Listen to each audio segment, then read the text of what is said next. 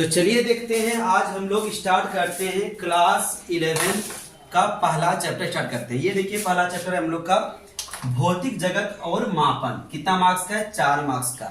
State board या central board मतलब CBSE या JAC board, Bihar board, UP board, कोई भी बोर्ड हो, जनरली 4 मार्क्स का क्वेश्चन पूछता है। तो सबसे पहले हम लोग जानेंगे साइंस के बारे में। तो साइंस क्या है? The knowledge which man has gained through observation and experiment when organised systematically. जब कोई भी ऑब्जर्वेशन या एक्सपेरिमेंट सिस्टेमेटिकली ढंग से ऑर्गेनाइज किया जाता है तो उससे जो हम लोग को नॉलेज मिलता है उसी को हम लोग बोलते हैं साइंस। तो देखिए साइंस को 2 पार्ट में डिवाइड किया है, नॉन लिविंग और लिविंग। तो नॉन लिविंग के बारे में देखेंगे। नॉन लिविंग साइंस को ही नाम दिया गया फिजिकल साइंस। कौन सा साइंस दिया गया है? Physical science. तो फिजिकल साइंस के अंतर्गत हम लोग क्या पढ़ेंगे? फिजिक्स पढ़ेंगे, केमिस्ट्री पढ़ेंगे, जियोलॉजी पढ़ेंगे, ज्योग्राफी पढ़ेंगे, एस्ट्रोनोलॉजी पढ़ेंगे, एस्ट्रोनॉमी पढ़ेंगे, एस्ट्रोलॉजी पढ़ेंगे और ओशियोनोलॉजी पढ़ेंगे। फिजिक्स भौतिक शास्त्र, रसायन शास्त्र, जियोलॉजी, ज्योग्राफी, ये सब के बारे में हम लोग पढ़ेंगे। ठीक है, साइंस में हम लोग को यही सब आता है बेसिकली। ठीक है, और नॉन लिविंग में आएंगे बायोलॉजी साइंस, बायोलॉजिकल साइंस में जूलॉजी और बॉटनी, ये हम लोग का आ जाएगा। बाकी हम लोग का उतना नहीं देखा जाता है। तो ये सब के बारे में हम लोग इसमें पढ़ेंगे।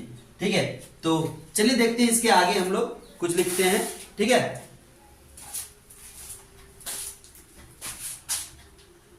जल्दी इसको नोट कर लीजिए आप लोग। फिजिक्स के बारे में जो हम लोग साइंस के बारे में पढ़े थे, साइंस का ब्रांच में पढ़े थे, उसमें से एक ब्रांच था फिजिक्स। तो हम लोग फिजिक्स के बारे में देखेंगे। तो फिजिक्स क्या है?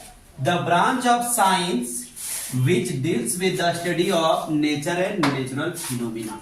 दुनिया में नेचर में जितना सारा चीज होता है इसके अंतर्गत हम लोग फिजिक्स में पढ़ सकते हैं। ठीक है, देखिए फिजिक्स बेसिकली क्या बोलते हैं, 2 ही चीज से मिलकर बना होता है, particle plus energy. Particle plus energy, ये पार्टिकल और ये एनर्जी से ही पूरा दुनिया क्या होता है, काम करता है। देख सकते हैं, अगर हम लोग फैन का एग्जांपल देंगे तो फैन क्या है? पार्टिकल से मिलके बना है। जब हम लोग उसमें एनर्जी देते हैं, इलेक्ट्रॉन का ट्रांसफर करते हैं, करंट देते हैं, तो वो फैन क्या होता है, काम करने लगता है। अभी जो हम लोग को लाइट मिल रहा है, ये बल्ब क्या है? इलेक्ट्रिसिटी का सोर्स है, इलेक्ट्रिसिटी देता है, इससे हम लोग करंट मिलता है। ठीक, करंट नहीं, लाइट मिलता है। ठीक है, तो ये बल्ब से हम लोग को लाइट मिलता है। तो ये लाइट कहाँ से मिलता है? बल्ब तो एक मटेरियल है, मटेरियल मतलब पार्टिकल से मिलकर बना है, और उसमें जब हम लोग एनर्जी देते हैं तब उससे हम लोग को लाइट मिलता है। हम लोग भी क्या है, मास है, एनर्जी बड़ी है। जब हम लोग को एनर्जी मिलता है तो हम लोग बोलते हैं या कोई भी चीज करते हैं। तो यहाँ देखिए फिजिक्स भी 2 चीज से मिलकर बना है, एनर्जी और पार्टिकल से। ठीक है, तो देखिए फिजिक्स को 2 पार्ट में डिवाइड किया गया। हिंदी से अगर इसका डेफिनेशन देखेंगे तो देखिए भौतिक विज्ञान, देखिए विज्ञान की वह शाखा जो प्रकृति तथा प्राकृतिक घटनाओं का अध्ययन कराता है, जिसमें हम लोग प्रकृति मतलब नेचर और नेचुरल, नेचर में जो भी चीज हो रहा है उसके बारे में जिसमें हम लोग जानते हैं, स्टडी करते हैं, उसको हम लोग क्या बोलते हैं? फिजिक्स बोलते हैं।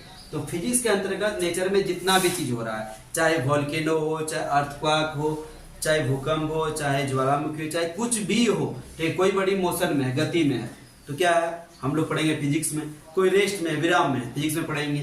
कोई बोल रहा है तो उसमें साउंड एनर्जी क्रिएट हो रहा है। तो टोटल चीज हम लोग फिजिक्स में पढ़ते हैं नेचर से रिलेटेड। तो फिजिक्स को 2 पार्ट में बांटा गया है, क्लासिकल फिजिक्स और मॉडर्न फिजिक्स। तो क्लासिकल फिजिक्स कब किसको कहेंगे? 1900 से पहले जितना भी नॉलेज हम लोग को मिला है उसको हम लोग क्लासिकल फिजिक्स कहेंगे। 1900 के बाद जो फिजिक्स में जो हम लोग को आविष्कार हुआ है या कुछ भी हुआ तो उसको हम लोग बोलते हैं मॉडर्न फिजिक्स। तो क्लासिकल फिजिक्स के अंतर्गत आता है मैकेनिकल फिजिक्स, जिसमें हम लोग मशीन सब के बारे में जानते हैं। ठीक है, और ये क्या बोलते हैं, ऑब्जेक्ट के मोशन को रिप्रेजेंट करता है मैकेनिकल फिजिक्स में।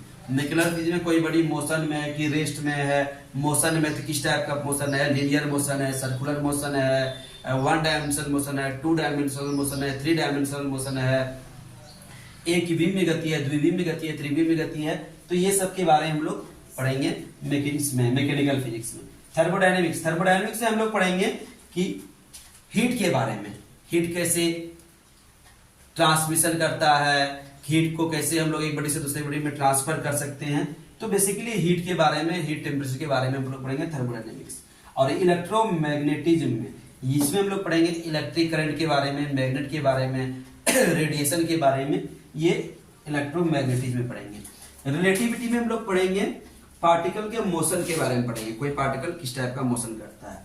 और क्वांटम फिजिक्स में बहुत ही स्मॉल पार्टिकल्स को हम लोग बोलते हैं माइक्रो फिजिक्स के बारे में। तो माइक्रो फिजिक्स के बारे में ये सब हम लोग क्वांटम फिजिक्स में पढ़ेंगे, उसके मोशन के बारे में, ये सब के बारे में हम लोग पढ़ेंगे। ठीक है, तो चलिए देखते हैं आगे। तो चलिए देखते हैं हम लोग अभी जो कुछ हम लोग क्लासिकल फिजिक्स का जो ब्रांच देखे थे वो सब के बारे में कुछ डिफाइन कर लेते हैं। देखिए, सबसे पहले हम लोग पढ़े थे मैकेनिक्स। तो मैकेनिक्स में क्या है, it deals with the theory of motion of material object at very low speed.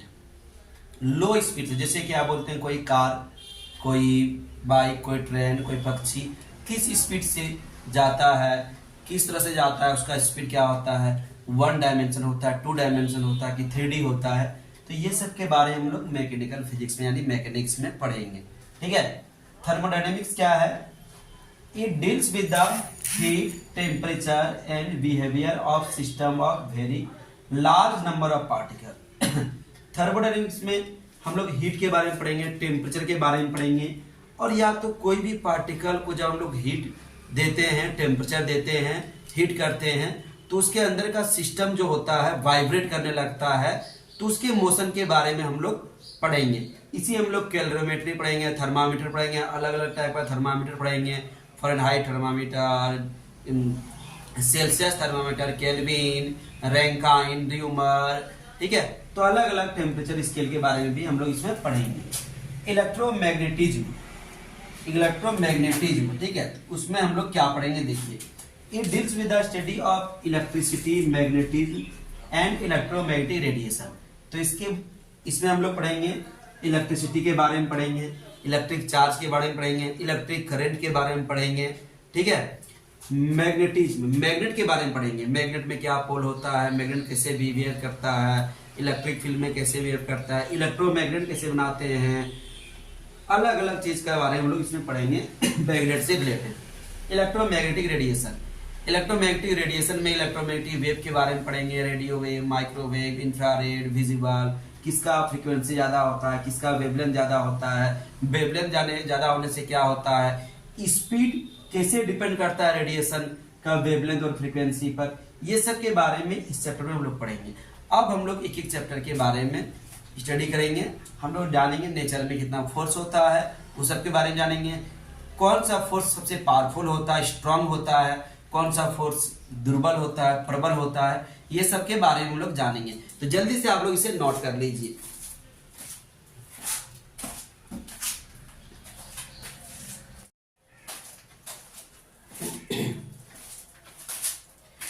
तो चलिए देख रहे हैं हम लोग क्लास 11th का नेक्स्ट टॉपिक जो है यूनिट 1 का फोर्स इन नेचर। तो नेचर में कितना फोर्स होता है, तो नेचर में बेसिकली 4 फोर्स होता है।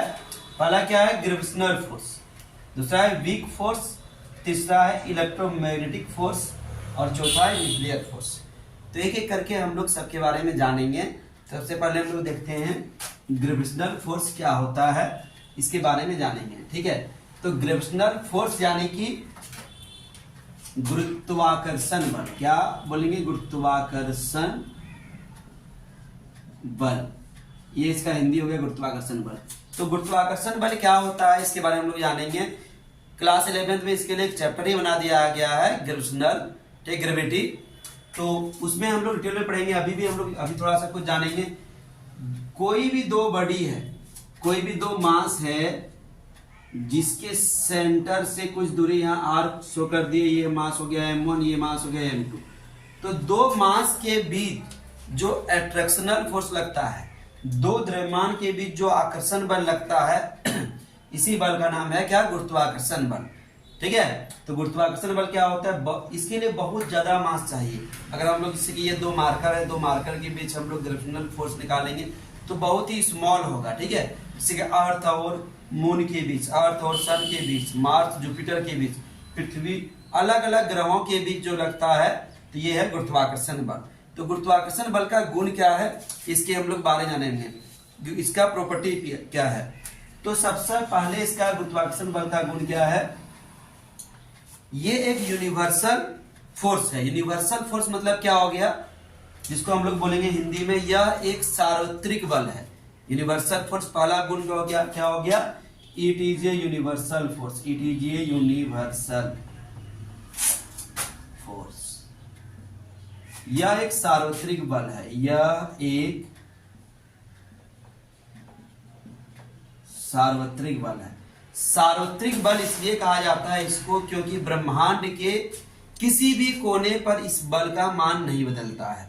अगर दो ऑब्जेक्ट लेंगे, दो बॉडी लेंगे, इसको हम लोग कहीं भी ब्रह्मांड में ले जाएं तो गुरुत्वाकर्षण बल का मान क्या होगा, समान होगा, इसलिए इसको सार्वत्रिक बल कहा जाता है। दूसरा गुण क्या है, these are the weakest force in nature. यह प्रकृति का सबसे दुर्बल बल है, यह प्रकृति का सबसे कमजोर बल है। सबसे कमजोर बल कौन है, गुरुत्वाकर्षण बल, ठीक है। तीसरा गुण क्या है, यह एक सेंट्रल फोर्स है, मतलब यह एक केंद्रीय बल है। तीसरा गुण क्या हो जाएगा, यह एक सेंट्रल फोर्स है, it is a central force.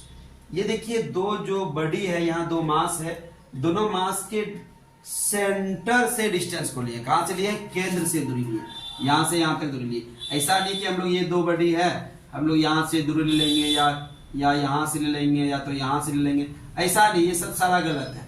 ये हो जाएगा सेंटर से, कहां से लेंगे हम लोग, सेंटर से ले लेंगे दूरी, इसलिए इसको कहते हैं सेंट्रल फोर्स, ठीक है। यह एक केंद्रीय बल है। तो ये सारा गुरुत्वाकर्षण बल का प्रॉपर्टी है। तो ये हम लोग का पहला है गुरुत्वाकर्षण बल, ठीक है। नेक्स्ट देखेंगे हम लोग अगला फोर्स क्या था, वीक फोर्स। तो वीक फोर्स के बारे में हम लोग जानेंगे। तो दूसरा नंबर पर हम लोग का है वीक फोर्स। दूसरा नंबर पर क्या है, weak force, WEAK, weak force. इसको बोलते हैं हिंदी में दुर्बल बल। देखिए नाम है इसका भले ही दुर्बल बल, लेकिन गुरुत्वाकर्षण बल से ज्यादा पावरफुल है। गुरुत्वाकर्षण बल से क्या है, ज्यादा पावरफुल है। जैसे कि जब भी रेडियो सक्रियता होता है, रेडियो एक्टिव डिके होता है। रेडियो एक्टिव डिके क्या होता है, कोई भी हैवी एलिमेंट जैसे कि यूरेनियम हो गया, लेकिन थोरियम हो गया, तो ये सब का जो न्यूक्लियस होता है, न्यूक्लियस में जो प्रोटॉन और न्यूट्रॉन होता है, तो ये न्यूक्लियस अनस्टेबल होता है, अस्थायी हो जाता है, असंतुलन में हो जाता है, जिस कारण इससे कुछ न कुछ रेडिएशन निकलता है। तो इसी घटना को हम लोग बोलते हैं रेडियो एक्टिविटी या रेडियो एक्टिव डिके बोलते हैं, ठीक है।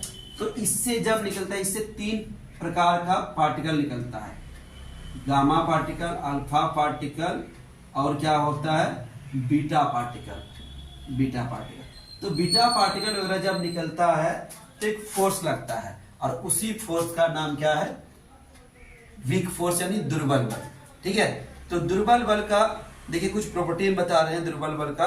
देखिए पहला प्रॉपर्टी है कि ये जो है, हम लोग पहले देखे थे ना ग्रेविटेशनल फोर्स, तो ग्रेविटेशनल फोर्स से 10⁵ टाइम्स स्ट्रॉन्गर है। मतलब वीक फोर्स, दुर्बल बल, गुरुत्वाकर्षण बल से दुर्बल बल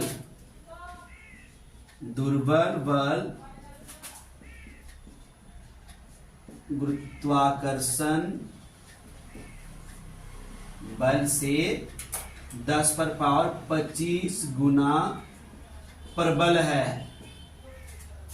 weak force is stronger than gravitational force, कितना, 10⁻25 टाइम्स होता है। मतलब वीक फोर्स भले ही नाम है, लेकिन ये भी बहुत स्ट्रांग होता है। लेकिन हाँ, ग्रेविटेशनल फोर्स से स्ट्रांग होता है, बाकी फोर्स से वीक होता है। इसका प्रॉपर्टी, पहला प्रॉपर्टी ये क्या है कि ये इतना स्ट्रांग होता है। दूसरा प्रॉपर्टी इसका ये है कि बहुत सारा पार्टिकल होता है, जब रेडियो एक्टिव डिके होता है तो कुछ छोटा पार्टिकल निकलता है, जैसे लेप्टॉन हो गया, मेसॉन हो गया, तो ये सब पार्टिकल के बीच ये फोर्स लगता है। मेसॉन एक पार्टिकल सुने होंगे, ठीक है। बाकी इसका जो प्रॉपर्टी है उतना अभी नहीं मिला है जानकारी, ठीक है। तो ये अभी खोज चल रहा है इसके बारे में। तो ये है इसका दुर्बल बल का यानी ग्रेविटेशनल क्या बोलते हैं कि वीक फोर्स का प्रॉपर्टी। हम लोग नेक्स्ट पॉइंट देखेंगे अगला फोर्स के बारे में। अगला फोर्स क्या था? Electromagnetic force. नेक्स्ट क्या है? Electromagnetic force. तीसरा नंबर क्या है? Electromagnetic force.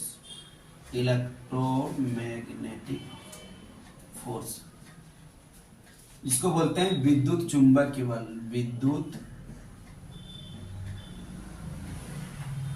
चुंबकीय बल।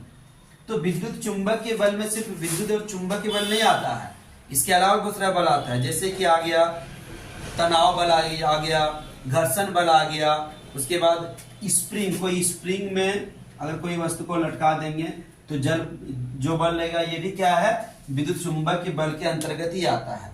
तो ये सब बलों में सबसे जो प्रबल होता है जिसको हम लोग बोलते हैं electric force. Electric force Hindi में इसको बोलते हैं विद्युत बल, ठीक है। विद्युत चुंबकीय बलों में सबसे प्रबल होता है विद्युत बल। तो ये तीसरा पोजीशन में आता है। सबसे पहला पोजीशन में क्या था? Gravitational force. दूसरा पोजीशन में क्या था? Weak force, weak gravitational. तीसरा पोजीशन में आता है इलेक्ट्रोमैग्नेटिक फोर्स। इलेक्ट्रोमैग्नेटिक फोर्स, ठीक है। तो ये तीसरा नंबर में आता है, ठीक है, स्ट्रॉन्ग के वैल्यू से, ठीक है। मतलब ये स्ट्रॉन्ग के वैल्यू में सबसे ज्यादा स्ट्रॉन्ग अभी बोलेंगे। तीसरा नंबर में क्या होना है? Electromagnetic force. इलेक्ट्रोमैग्नेटिक फोर्स का क्या प्रॉपर्टी है? ये जो फोर्स होता है एट्रैक्टिव, मतलब आप पहला प्रॉपर्टी देखिएगा इसका विद्युत चुंबकीय बल का। यह बल आकर्षण प्रकृति का और विकर्षण प्रकृति का दोनों हो सकता है, ठीक है। जैसे कि मान लीजिए कि प्लस प्लस चार्ज लिए या माइनस माइनस चार्ज लिए तो क्या लगेगा? विकर्षण लगेगा। क्या लगेगा? विकर्षण। लेकिन वही प्लस या माइनस लिया, माइनस या प्लस लिए, क्या हो गया? आकर्षण। तो लिखिएगा पहला गुण इसका क्या हो जाएगा कि विद्युत चुंबकीय बल आकर्षण तथा विकर्षण दोनों प्रकृति का होता है, ठीक है। दूसरा गुण किसका क्या है?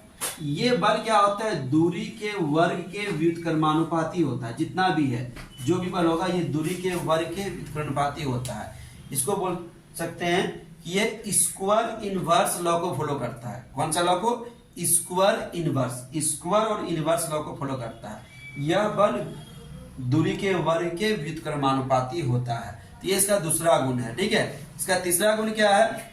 तीसरा गुण देखिएगा, बहुत इंपॉर्टेंट है तीसरा गुण। तो तीसरा गुण याद रखिएगा। तीसरा गुण इसका ये है कि ये जो होता है ग्रेविटेशनल फोर्स से जो इलेक्ट्रिक फोर्स होता है 10 टू द पावर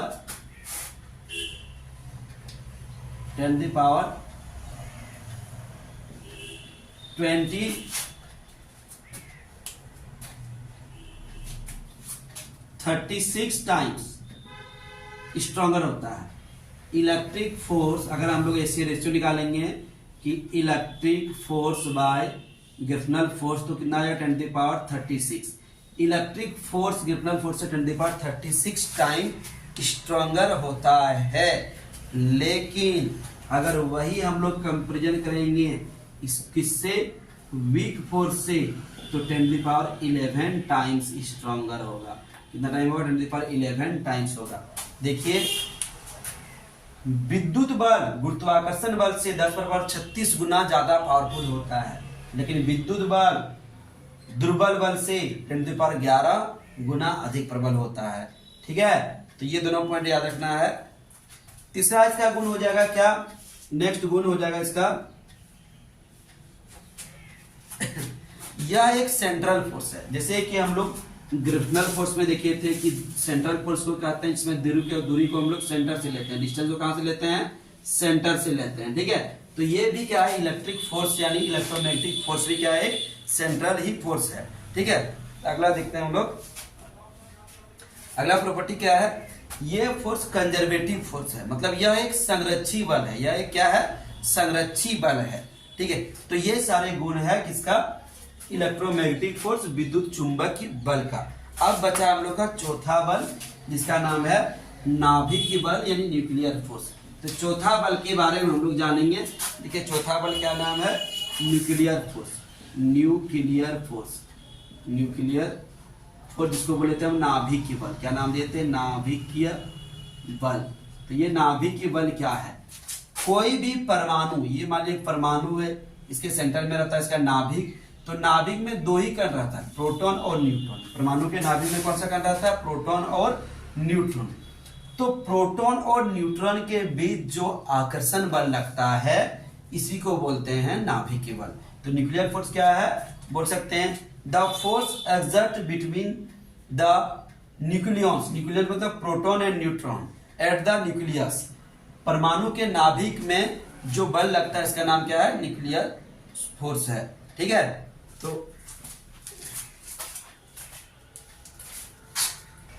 तो चलिए देखते हैं हम लोग न्यूक्लियर फोर्स के बारे में। तो न्यूक्लियर फोर्स क्या होता है? कोई भी एटम के जो न्यूक्लियस में प्रोटॉन और न्यूट्रॉन रहता है, प्रोटॉन और न्यूट्रॉन के बीच जो अट्रैक्शन फोर्स लगता है, आकर्षण बल लगता है, उसी को हम लोग बोलेंगे नाभिकीय बल। तो नाभिकीय बल का क्या क्या गुण है? तो पहला गुण देखते हैं हम लोग, ये बल क्या होता है? सबसे तो ये प्रबल बल है, प्रकृति का सबसे प्रबल बल है। ये क्या? स्ट्रॉन्गेस्ट फोर्स है, स्ट्रॉन्गेस्ट फोर्स इन नेचर। तो पहला गुण है यह प्रकृति का सबसे प्रबल बल है। दूसरा प्रॉपर्टी क्या है? यह बल लगभग 10⁻⁴ मीटर डिस्टेंस तक में लगता है, मतलब यह एक अल्प दूरी वाला बल है। It is a short distance force. इसका देखिए दो, मतलब इसमें प्रोटॉन और न्यूट्रॉन के बीच का दूरी कितना होता है? बहुत ही कम होता है, 10⁻14 मीटर होता है। ठीक है। तीसरा क्या है?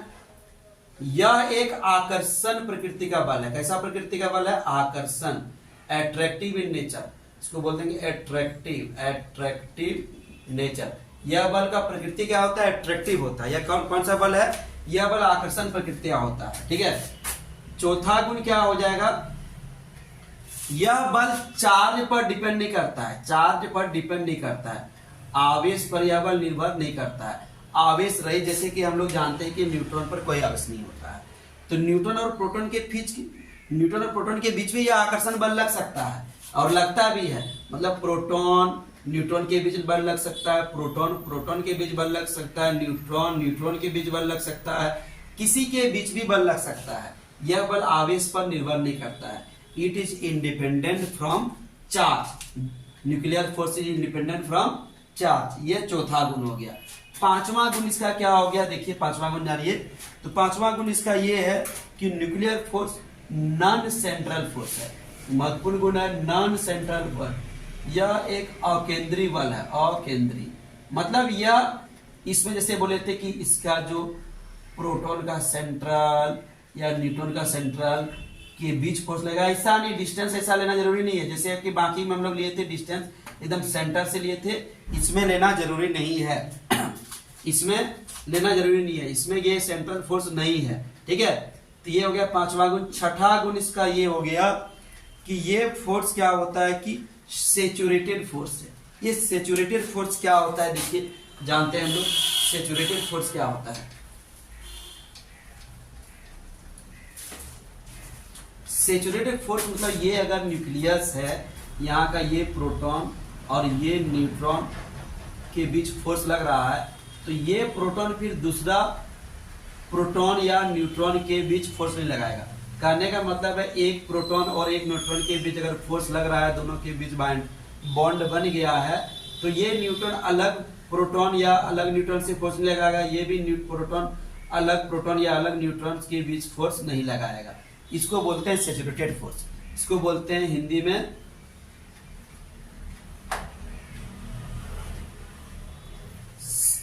Saturated force.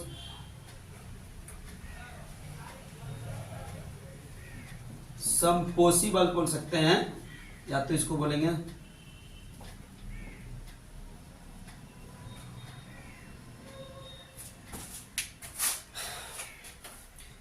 एक और इसका प्रॉपर्टी है कि ये जो हम बोले 10⁻⁻14 मीटर के बीच तक का फोर्स लगेगा। अगर इसमें से इस डिस्टेंस को हम लोग 10⁻⁻14 से कम कर देंगे, डिस्टेंस 14 से कम कर देंगे, तो ये थोड़ा रिपल्सिव भी लगता है। अगर डिस्टेंस को 10⁻⁻15 कर देंगे या इससे कम कर देंगे तो प्रोटॉन न्यूट्रॉन या प्रोटॉन प्रोटॉन या न्यूट्रॉन न्यूट्रॉन के बीच जो बल रहेगा वो कैसा हो जाएगा, रिपल्सिव हो जाएगा। क्या हो जाएगा, रिपल्सिव। अगर डिस्टेंस को इससे कम कर देंगे तो ऐसा होगा, नहीं तो नहीं होगा। ठीक है, कहने का मतलब है जो न्यूक्लियर फोर्स है एट्रैक्टिव नेचर का होता है, लेकिन डिस्टेंस को अगर हम लोग 10⁻⁻15 से भी कम कर देंगे तो यह बल रिपल्सिव हो जाएगा। ठीक है, इसका एक और प्रॉपर्टी है कि ये जो है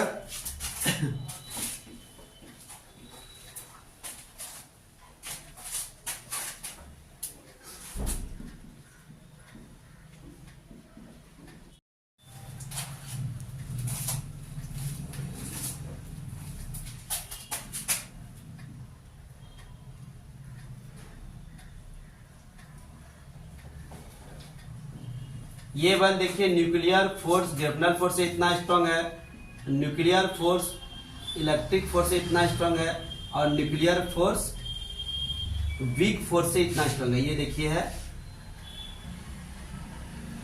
ठीक है। न्यूक्लियर फोर्स ग्रेविटेशनल फोर्स से 10⁻38 टाइम्स पावरफुल है। न्यूक्लियर फोर्स इलेक्ट्रिक फोर्स से 10⁻2 टाइम्स पावरफुल है। मतलब बोल सकते हैं, देखते हैं हम लोग क्या बोलते हैं, electric force sorry nuclear force और ग्रेविटेशनल फोर्स कितना टाइम स्ट्रॉन्ग है। न्यूक्लियर फोर्स ग्रेविटेशनल फोर्स का 10⁻38 टाइम्स स्ट्रॉन्गर है, और न्यूक्लियर फोर्स इलेक्ट्रिक फोर्स से 10⁻2 टाइम्स स्ट्रॉन्गर है। लेकिन न्यूक्लियर फोर्स जो वीक फोर्स से है 10⁻11 टाइम स्ट्रॉन्ग है। नाभिक बल गुरुत्वाकर्षण बल से 10⁻38 गुना प्रबल है, ज्यादा पावरफुल है।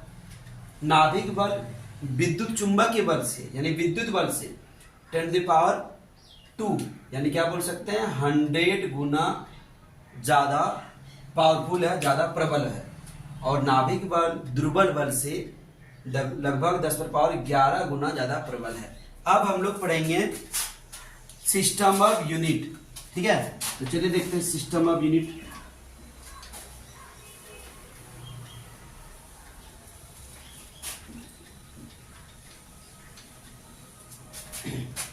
इसमें सबसे पहले हम लोग पढ़ेंगे फिजिकल क्वांटिटी। क्या पढ़ेंगे, फिजिकल क्वांटिटी। हिंदी बोलते हैं इसको भौतिक राशि। भौतिक राशि, तो ये भौतिक राशि क्या होता है, फिजिकल क्वांटिटी क्या होता है, तो वे राशि जिसको हम लोग मापा जा सके, मतलब बोल सकते हैं वे भौतिक राशि, वे राशि जिसे मापा जा सके तथा जो भौतिक के नियम का पालन करता हो। जो भी राशि को हम लोग माप सकते हैं और जो फिजिक्स के नियम का पालन करता है, भौतिक के नियम का पालन करता है, उसको क्या बोलेंगे, भौतिक राशि बोलेंगे। ठीक है, जैसे कि इंग्लिश में बोलेंगे इसको those quantity which can be measured and which follows law of physics is called physical quantity. जैसे लंबाई को हम लोग माप सकते हैं, मीटर से माप सकते हैं, समय को माप सकते हैं, सेकेंड से, मिनट से, घंटा से, दिन से, महीना से, मंथ से, ये सब से हम लोग माप सकते हैं, इसलिए ये सब फिजिकल क्वांटिटी है।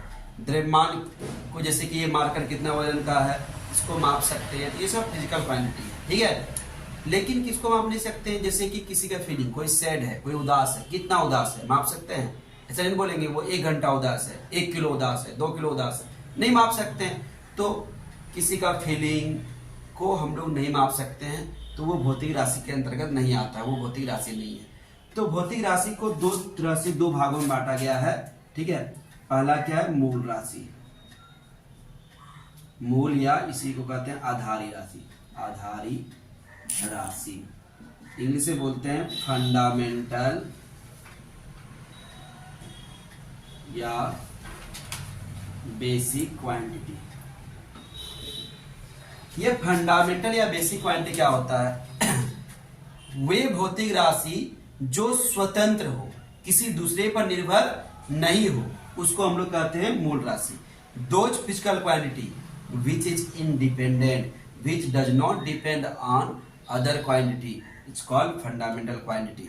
तो मूल राशि कितना वो है, 7 मूल राशि है, 1 2 3 4 5 6 और एक यहाँ लिख दिए 7। तो ये 7 मूल राशि है। ठीक है, थोड़ा सा ऊपर के लिखते हैं।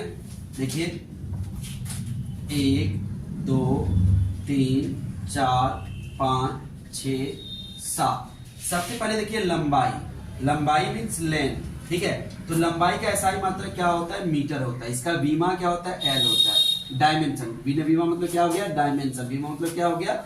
डायमेंशन। ये देखिए राशि हो गया।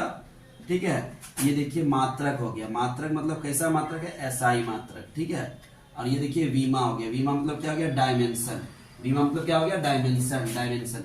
तो लंबाई, देखिए जरूरी नहीं कि लंबाई की जगह चौड़ाई, ऊंचाई, दूरी, विस्थापन कुछ भी रह सकता है। सबका मात्रक एसआई मात्रक क्या हो जाएगा? मीटर। और इसका बीमा क्या हो जाएगा? एल हो जाएगा। ठीक है, दूसरा क्या हो गया? समय। समय, समय का मात्रक क्या होता है? सेकेंड। और बीमा क्या होता है? टी होता है। तीसरा क्या होता है? द्रव्यमान। द्रव्यमान मीन्स मास। मास का क्या होता है? केजी होता है। इसका बीमा क्या होता है? एम होता है। एम। डायमेंशन क्या होता है? एम। तापमान, तापमान। टेम्परेचर, टेम्परेचर को क्या सिद्ध करते हैं? यूनिट क्या होता है इसका? केल्विन। क्या होता है? केल्विन। डायमेंशन क्या होता है? के। थीटा यूज करता है डायमेंशन के लिए। थीटा क्या? विद्युत धारा। विद्युत धारा, विद्युत धारा, इलेक्ट्रिक करंट। मात्रा क्या होता है? एम्पियर। बीमा क्या होता है? ए। बहुत सारा बुक में आई भी देता है। तो ये सब इसका बीमा हो गया। ठीक है, ज्योति तीव्रता, ज्योति तीव्रता, ल्यूमिनस इंटेंसिटी। ज्योति तीव्रता क्या बोलते हैं? Luminous intensity. इसका यूनिट क्या होता है? कैंडेला। क्या होता है? कैंडेला। लिखते हैं कैंडेला। इसका डायमेंशन क्या होता है? सीडी लिखता है। क्या लिखता है? सीडी लिखता है, या कोई बुक में सीएडी भी लिख देता है। ठीक है, तो ये दोनों लिख सकते हो। पदार्थ की मात्रा, ये भी एक यूनिट होता है जिसको बोलते हैं अमाउंट ऑफ सब्सटेंस। पदार्थ की मात्रा। ठीक है, इसका यूनिट क्या होता है? इसका यूनिट होता है मोल। क्या यूनिट होता है? मोल। इसके लिए डायमेंशन एन यूज किया जाता है। देखिए ये सब उतना यूज नहीं होता है। बेसिकली हम लोग को ये 3 चीज याद रखना पड़ेगा। ठीक है, 3 चीज बहुत जरूरी है। लंबाई का यूनिट क्या होता है? मीटर। Dimension L. समय का यूनिट सेकेंड। Dimension T. द्रव्यमान का यूनिट केजी। Dimension M. तापमान का केल्विन। के या थीटा। विद्युत धारा का एम्पियर। ए या आई। ज्योति तीव्रता का कैंडेला। सीडी या सीएडी। पदार्थ की मात्रा का मोल। ये बेसिक चीज है, इसको जानना पड़ेगा। तो पहला भौतिक राशि क्या था? इसको हम लोग बोले थे मूल राशि। जल्दी से इसको लिख लीजिए, मिटा रहे हैं। ठीक है, दूसरा टाइप देखते हैं।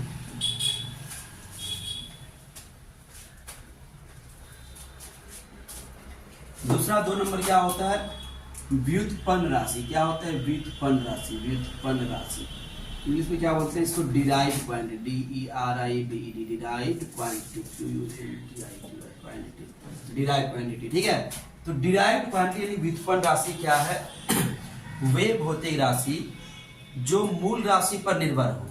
वे भौतिक राशि जो मूल राशि पर निर्भर हो उसे व्युत्पन्न राशि कहते हैं। Those physical quantity which is depend on fundamental quantity is called derived quantity. Those physical quantity which is depend on fundamental quantity, किस पर डिपेंड रहेगा? वही जो 7 को है ना, वही फंडामेंटल क्वांटिटी पर डिपेंड करेगा। उसी को बोल देंगे डिराइव्ड क्वांटिटी यानी व्युत्पन्न राशि। नाम से ये व्युत्पन्न मतलब किसी से ये उत्पन्न हुआ है। किससे उत्पन्न हुआ है? ये मूल राशि से उत्पन्न हुआ है, इसलिए इसका नाम है व्युत्पन्न राशि। इसका एग्जाम्पल जैसे कि हो गया वेग। ठीक है, तो वेग बराबर क्या होता है? विस्थापन बटे समय। क्या होता है? विस्थापन बटे समय। विस्थापन बटे समय। इंग्लिश में क्या बोलेंगे? Velocity equal to displacement by time. अब वेग का मात्रा, विस्थापन का मात्रा क्या होता है? तो विस्थापन का मात्रा मीटर होता है। जैसे कि बोले थे कि दूरी का, विस्थापन का, लंबाई का, सबका मात्रा मीटर। समय का मात्रा क्या होता है? सेकेंड। तो इसी को इससे लिख देंगे मीटर पर सेकेंड। यहाँ पार कुछ नहीं है तो 1 लेंगे। ठीक है, इसका बीमा क्या हो जाएगा? डायमेंशन क्या हो जाएगा? मीटर के लिए डायमेंशन होता है एल, समय के लिए क्या होता है? टी। तो हो गया LT-1। इस तरह से दूसरा लिखेंगे। मान लीजिए इधर का लिखते हैं। दूसरा आप लोग लिख दिए, मान लीजिए इसका त्वरण यानी एक्सेलरेशन। त्वरण का बराबर क्या होता है? वेग बटे समय। त्वरण बराबर क्या होता है? वेग बटे समय। त्वरण बराबर क्या होता है?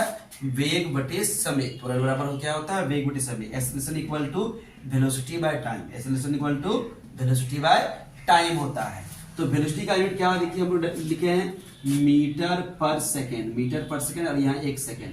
तो 1 सेकंड और 1 सेकंड मिलकर क्या हो जाएगा 2 सेकंड, तो मीटर पर सेकंड स्क्वायर। अब इसका डायमेंशन क्या होता है जल्दी से बताइए आप लोग। तो मीटर के लिए डायमेंशन क्या लिखते हैं, एल लिखते हैं। क्या लिखते हैं, एल लिखते हैं। समय के लिए क्या लिखते हैं, टी लिखते हैं। पावर कितना है, -2। ये हो गया metre second, L T power -2। इस तरह से हो जाएगा जैसे कि बल यानी कि फोर्स बराबर क्या होता है, द्रव्यमान गुना त्वरण। द्रव्यमान गुना त्वरण क्या होता है, mass into acceleration. Force equal to mass into acceleration.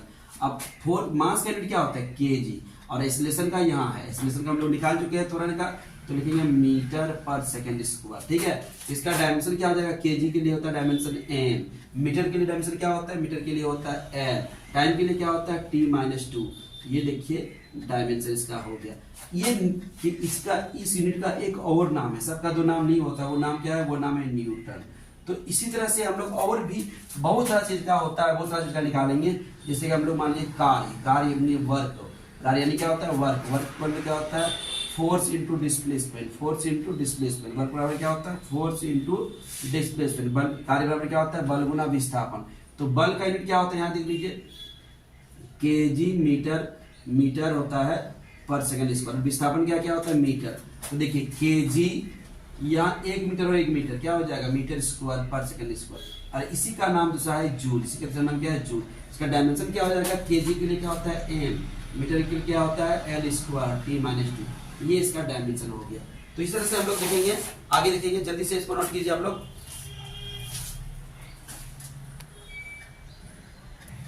तो चलिए देखते हैं इसके आगे हम लोग देखेंगे। देखिए हम लोग दो तरह का राशि देखें, मूल राशि और व्युत्पन्न राशि। पहले देखिए भौतिक राशि। तो भौतिक राशि का 2 प्रकार होता है, मूल राशि और व्युत्पन्न राशि। मूल राशि की संख्या कितना होता है, 7 होता है, 5 और 2 7 होता है। क्या क्या होता है, लंबाई, समय, द्रव्यमान, तापमान, विद्युत धारा, ज्योति तीव्रता, और क्या था, पदार्थ की मात्रा।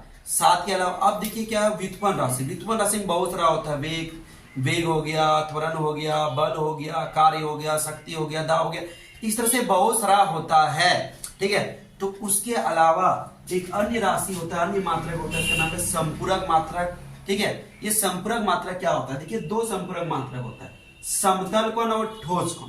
तो समतल कोण का मात्रक होता है रेडियन और ठोस कोण का मात्रक होता है स्टेरेडियन।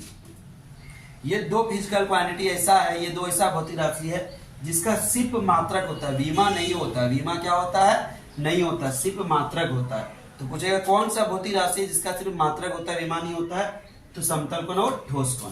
अब देखेंगे हम लोग इकाई। ठीक है, तो फिजिक्स में कोई भी स्टैंडर्ड जिससे हम लोग कुछ स्पेसिफिक मेजरमेंट करते हैं, ठीक है, जिससे फिजिकल क्वांटिटी को लोग मापते हैं, उसको हम लोग बोलते हैं यूनिट। तो यूनिट को चुनने का क्या क्या तरीका है, कोई भी यूनिट को हम लोग जो चुनेंगे वो उसके लिए कुछ चॉइस है, कुछ तरीका है। ऐसे नहीं कि कोई भी चीज को हम लोग यूनिट बना लें। तो पहला क्या तरीका है, देखिएगा समझिएगा। पहला कि कोई भी यूनिट क्या है, सुटेबल साइज का। जैसे कि ये मान लीजिए हम लोग किलोग्राम, ये मान लीजिए ट्रांसफार्मर का है, ट्रांसफार्मर है, तो ये किलोग्राम के लिए हम लोग जो लिए हैं स्टैंडर्ड यूनिट, वो सुटेबल साइज का हो।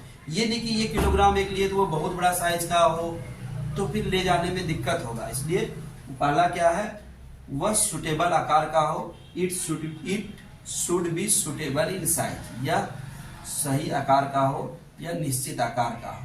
ठीक है, दूसरा क्या है, it should be accurately defined, यह उचित रूप से परिभाषित हो। ऐसा नहीं कि कोई भी यूनिट ले लिए वो सही रूप से परिभाषित ही नहीं है, उसका वैल्यू भी अच्छी तरह से हमको नहीं पता है, तो फिर वो यूनिट हम लोग नहीं लेंगे। ठीक है, तो जो भी यूनिट लिया गया है वो अच्छी तरह से परिभाषित हो, अच्छा तरह से डिफाइंड हो। तीसरा क्या है कि यह आसानी से मिल सके, यह आसानी से उपलब्ध हो। It should be easily available, यह आसानी से उपलब्ध हो। ऐसा नहीं कि जो उपलब्ध ही नहीं है उसको हम लोग कैसे ले सकते हैं। जैसे कि मान लीजिए कोई ऐसा यूनिट ले लिए जो हम लोग के पास आम जीवन के पास, आम पब्लिक के पास उपलब्ध नहीं। जैसे कि मान लीजिए हम लोग जो किलोग्राम बनाए वो प्लेटिनम का बना देंगे, तो प्लेटिनम इतना महंगा है, सबके पास नहीं हो सकता है, इसलिए वो इजीली अवेलेबल नहीं है, इसलिए उसको नहीं लेंगे। ठीक है, अगला क्या है, it should not be change with time. ऐसा नहीं कि अभी यूनिट का वैल्यू कुछ है, टेम्परेचर बढ़ा, हीट बढ़ा, प्रेशर बढ़ा, इन्वायरमेंट चेंज हुआ, वो यूनिट भी चेंज हो जाए, वैसा यूनिट नहीं लेना है। ऐसा यूनिट लेना है जिसका वैल्यू हमेशा क्या है, सेम रहेगा, जनरली कंडीशन पर वो चेंज नहीं होगा, ठीक है। और क्या है कि ये टेम्परेचर प्रेशर वगैरह के साथ ये नहीं चेंज हो, ठीक है, यूनिट ऐसा होना चाहिए। और एक चीज है कि ये यूनिट को इजीली फिर से प्राप्त कर सके, पुनः निर्माण कर सके, इजीली रिप्रोड्यूसिबल हो, वैसे यूनिट को हम लोग लेंगे, ठीक है। तो चलिए देखते हैं आगे।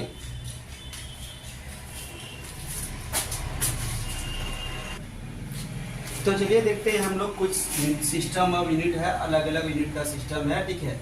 मतलब कुछ यूनिट बनाया गया है पहले, जब एसआई यूनिट नहीं बना था तो उससे पहले कुछ यूनिट फेमस में आया, अलग अलग देशों ने अपना अपना कुछ यूनिट बनाया। इसमें से कुछ यूनिट ये है, सबसे पहले एफपीएस, ठीक है। एफपीएस क्या होता है? एफ से फुट पाउंड सेकेंड, हिंदी में भी यही लिखेगा फुट पाउंड सेकेंड, ठीक है।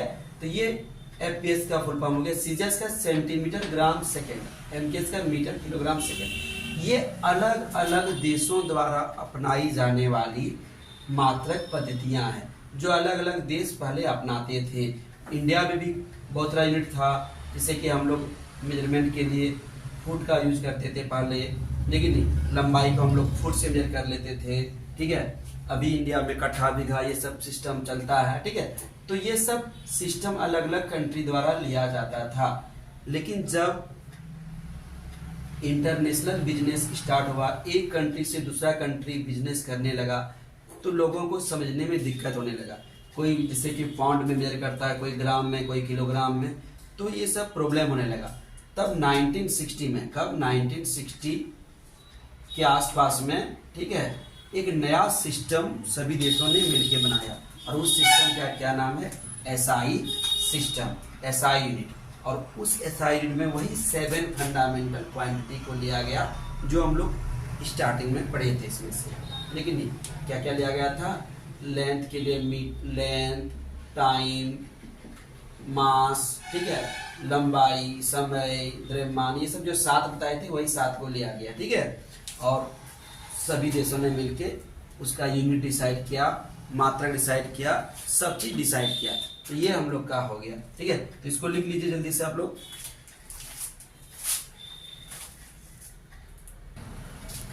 तो चलिए देखते हैं कुछ प्रायोगिक यूनिट, ठीक है।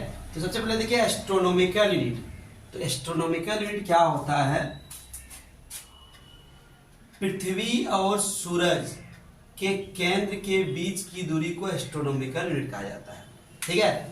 तो ये वैल्यू कितना होता है? 1.1 astronomical unit equal to 1.5 × 10⁻11 metre होता है।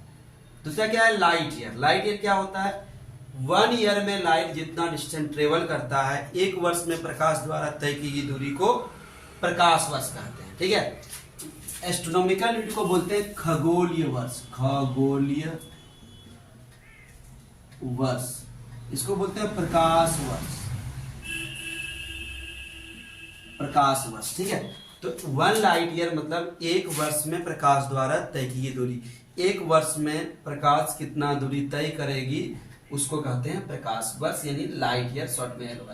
तो 1 लाइट ईयर में कितना डिस्टेंस ट्रेवल करता है? 9.46 × 10⁻15 मीटर। अगला है पार्सेक। 1 पार्सेक बराबर 3.1 × 10⁻16 मीटर। तो अभी दूरी का सबसे बड़ा यूनिट हम लोग के लिए है पार्सेक। क्या हो गया? दूरी का सबसे बड़ा यूनिट क्या हो गया? पार्सेक। कुछ देख लीजिए यहाँ, 1 parsec equal to 3.26 light year. 1 parsec equal to 3.26 light year, ठीक है। और 1 लाइट ईयर बराबर 6.3 × 10⁻4 एस्ट्रोनॉमिकल यूनिट। मतलब एक प्रकाश में 6.3 × 10⁻4 खगोलीय वर्ष होते हैं। और 1 मीटर में देखिए 1.05 × 10⁻−16 प्रकाश वर्ष होते हैं। एक प्रकाश वर्ष में कितना मीटर होता है? तो एक प्रकाश वर्ष में 9.46 × 10⁻15। तो इसी का उल्टा करेंगे, 1 मीटर में कितना होता है, ठीक है। कुछ छोटा यूनिट है दूरी का, जैसे कि 1 इंच। 1 इंच में 0.0254 मीटर होता है। 0.254 मीटर, 0.254 मीटर होता है। दूसरा क्या है? 1 फुट। 1 फुट इक्वल टू क्या होता है? 3048 मीटर होता है 1 फुट में। ठीक है, 1 फुट यही 30 सेंटीमीटर के आसपास होता है। अगर 1 फुट का, ये देखिए ये स्केल है, ये स्केल है 30 सेंटीमीटर का। ऐसे अगर फुट बनाते हैं तो 1 फुट में कितना हो जाएगा, 30 सेंटीमीटर के आसपास होता है। इसी को फुट बोलते हैं ना। तो 1 फुट में देखिए ये लगभग मेरा पूरा कवर कर गया।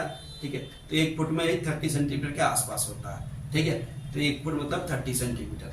ठीक है, तो लगभग मैं अप्रोक्सीमेट बता रहे हैं। ठीक है, अगला देखिए 1 यार्ड। यार्ड अभी उतना नहीं चलता है, ये इंग्लैंड का यूनिट है। ठीक है, तो ये उतना भी इंडिया में चलता है। तो 1 यार्ड बराबर 0.9144 मीटर। और 1 माइल यानी मील, 1 मील बराबर 1.09 10 की पावर 3, 10 की पावर क्या हो जाएगा 3 मीटर हो गया। 1 मील बराबर ये हो गया। तो ये डिस्टेंस है, कुछ यूनिट हो गया। ठीक है, चलिए देखते हैं और बहुत सारा यूनिट है इसमें।